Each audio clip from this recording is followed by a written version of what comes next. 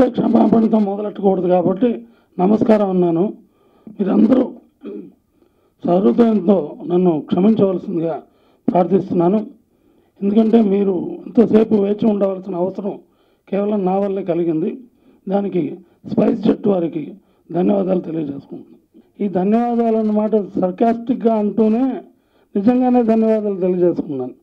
సముద్రం మధ్యలో due to technical reasons we're going to land in Chennai అని రక్షించాడు. We're going to land in ocean అని ఉంటే ఫంక్షన్ సంగతి తర్వాత మీకు వేరే పని పడి ఉండేది.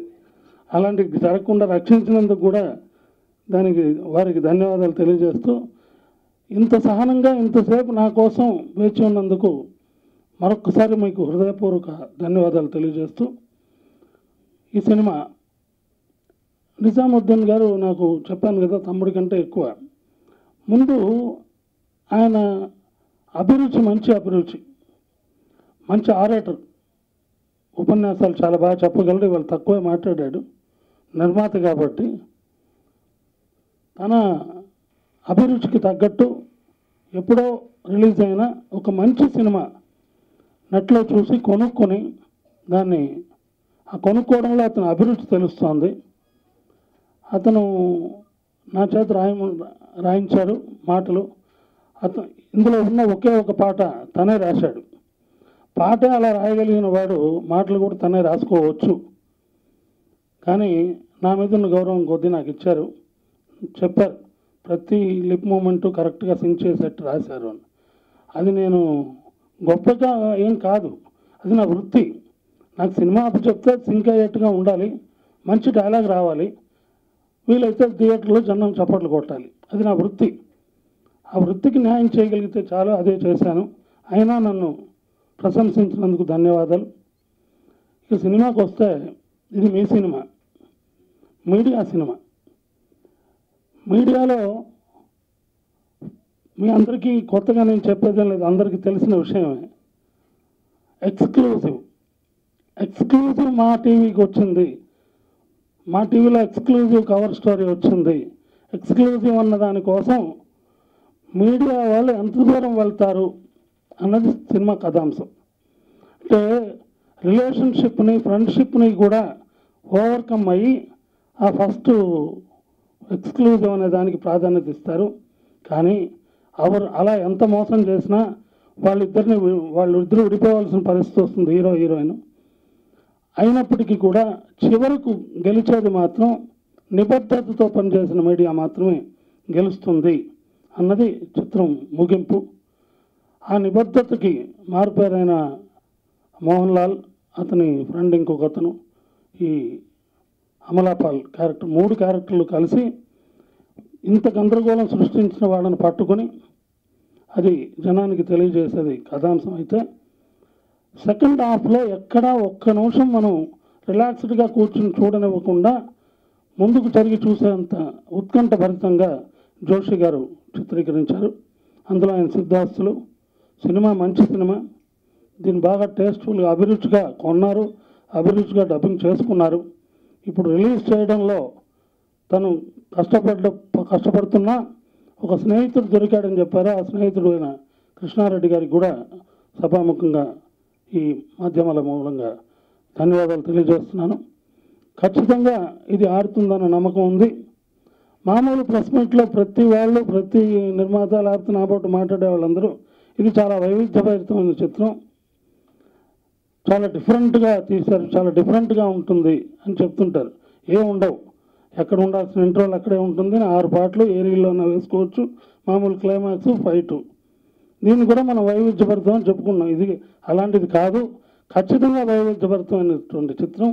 I am very happy to be part of this audio function, and my best wishes to producer and his team members, and I wish producer get lot of money after releasing this movie, and so continue not remake, so direct movie karna hai aap. So I wish you all the best and thank you so much. ఈ cinema ఒక మంచి సదుద్దేశంతో ఒక message ఇవ్వాలని తీసిన జోషి గారు మంచి cinema తీశారు, సూపర్ హిట్ అయింది అక్కడ. అలాంటి ఈ సినిమాని నిజాముద్దీన్ గారు అంటే ఒక కథ, ఇలాంటి కథ సినిమాని నేను అనువాదం చేయాలని కొనుక్కొని ఆ సినిమాని అందించాలని ఈ సినిమా రెడీ చేశారు. ఆ సినిమాకి వెన్నెలకంటి గారు అంటే చాలా గొప్ప గొప్ప సినిమాలు తను రాశారు, చాలా గొప్ప రచయిత. ఆయన ఎన్నో సినిమాలు మేము ఫాలో అవుతూ ఉంటాం, చూస్తుంటాం, ఆయన డైలాగులు ఎన్నో ఫాలో అవుతుంటాం. చాలా థ్యాంక్స్ సార్, మీతో కలవలేదు, మీకు అది అనుకోకుండా ఈరోజు అది ఫ్లైట్ జరిగింది, ఒక బ్యాడ్ ఎక్స్పీరియన్స్. మీరు ఇంకా చాలా చాలా సినిమాలు రాలే, తెలుగు సినిమా ఇండస్ట్రీకి చాలా సేవ చేసేది ఉంది. కాబట్టి ఈ సినిమా కూడా తనకి ఒక మంచి ఉద్దేశంతో తీసుకొని రెడీ అయిన ఈ సినిమాని తెలుగులో డెఫినెట్లీ కొత్త జానర్ సినిమా అని కొత్తగా చెప్పాలని ట్రై చేసిన సినిమాలన్నీ సక్సెస్ అవుతూ ఉంటాయి. మంచి టైంలో చూసి రిలీజ్ చేసి మంచి పబ్లిసిటీతో చేస్తే తప్పకుండా నిర్మాతకి నిజాముద్దీన్కి మంచి జరుగుతుందని మనస్ఫూర్తిగా కోరుకుంటున్నా. అలాగే హీరోయిన్ సోనీ, తను కూడా చాలా ఈ కొన్ని సినిమాల్లో చేస్తుంది, చాలా మంచి ఆర్టిస్టు, ఇంకా మంచి బ్రేక్ రాలేదు తనకి, మంచి సినిమాలు వేసి మంచి బ్రేక్ రావాలని కోరుకుంటున్నా. ఆకాశం లేని భూమిని, ఆకాశంలో నక్షత్రాలు లేనటువంటి ఆకాశాన్ని, తారలు లేనటువంటి ఇప్పుడు ఆకాశాన్ని చూడడం అంటే చాలా కష్టం. అలాగే మీడియా లేని ప్రపంచాన్ని ఈరోజు మనం ఊహించడం చాలా కష్టంగా ఉంటుంది. అలాగే సినిమా లేనటువంటి ప్రపంచం, ఆకాశంలో తారలు ఎలా మిళుకుమంటుంటాయో అలాగా ఈ సినిమా అనే ప్రపంచం, ఈ సినిమా అనేది కానీ లేకపోతే ఈ ప్రపంచానికి అందం కూడా ఉండదు. ఈ బ్లాక్ మనీ అనే సినిమాని ఒక మంచి ఉద్దేశంతో, నాకు మీడియా అంటే చాలా గౌరవం, చాలా ఇష్టం. ఈ సినిమా మీడియాది. ఈ సినిమాలో హీరో మోహన్ లాల్ ఒక కెమెరామ్యాన్, హీరోయిన్ ఒక జర్నలిస్ట్. ఒక మంచి కెమెరామ్యాన్, ఒక మంచి జర్నలిస్ట్, ఒక నిజాయితీ పరుడు ఏ విధంగా వాళ్ళు పడ్డ కష్టం ఏంటి, వాళ్ళకి ఎదురైనటువంటి సమస్యలు ఏంటి, దాన్ని ఏ విధంగా దర్శకుడు జోషి గారు అంటే మనకు గుర్తుంటే ఉంటుంది అందరికీ. అంతిమ తీర్పు సినిమా రిలీజ్ అయింది ఒకసారి.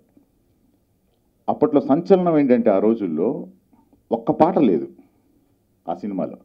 అటువంటిది ఈ సినిమాలో ఒకే ఒక పాట. సినిమా చాలా బాగుంటుంది. ముఖ్యంగా మీడియా వాళ్ళు చాలా సంతోషిస్తారని చెప్పేసి ఈ సినిమా ద్వారా నేను అనుకుంటున్నాను. ఈ సినిమాని తీసుకున్న తర్వాత మాటలు వెన్నెలకంటి గారితో నేను కూర్చొని డబ్బింగ్ చేస్తూ ఉన్నప్పుడు లిప్ మూమెంట్ ఎక్కడ కూడా సినిమా చూస్తే స్ట్రైట్ మూవీ లెక్కన ఉంటుంది. అసలు ఎక్కడ కూడా ఒక పెదం కదులుతూ ఉంటే ఆ పదం స్పష్టంగా బయటకు వస్తుంది. ఆ విధంగా మా అన్నగారు రాయడం జరిగింది. అన్నగారికి థ్యాంక్ యూ వెరీ మచ్. మరియు సినిమా ఇండస్ట్రీలో ఈరోజు ఒక సినిమాని తీసి చాలా ఈజీ, ఒక కెమెరా తీసుకొని ఒక లొకేషన్ తీసుకొని లేకపోతే ఒక ₹1 కోటి పెట్టి సినిమా తీసేయచ్చు. కానీ సినిమాని రిలీజ్ చేయడం అనేది అతిపెద్ద కష్టం. నేను కాదు, ఇంకెవరు కాదు, చాలామంది నిర్మాతలు ఇక్కడ వచ్చి నిలబడినా కానీ అదే మాట చెప్తారు. చిన్నప్పుడు మా అమ్మ నాన్న మా తాత ముత్తాతలకు మాట్లాడాం, నలుగురిని సంపాదించుకోరా అని చెప్పేసి. ఉండడానికైనా పోవడానికైనా నలుగురిని సంపాదించుకునేవాళ్ళు. కానీ ఈరోజు ఆ మాట ఎవరు కూడా, ఏ తల్లిదండ్రులు కూడా ఎవరు కూడా చెప్పట్లే, ఒక నలుగురిని సంపాదించుకోండి. ఎందుకంటే ఈ నలుగురిలో వచ్చేసరికి ఒకడు చీటర్ ఉంటున్నాడు, ఒకడు దొంగ ఉంటున్నాడు, ఒకడు ఇంకోటి ఉంటున్నాడు. ఈ ఎత్తుక్కునేటప్పుడు ఈ జీవితం కొలాప్స్ అయిపోతుంది.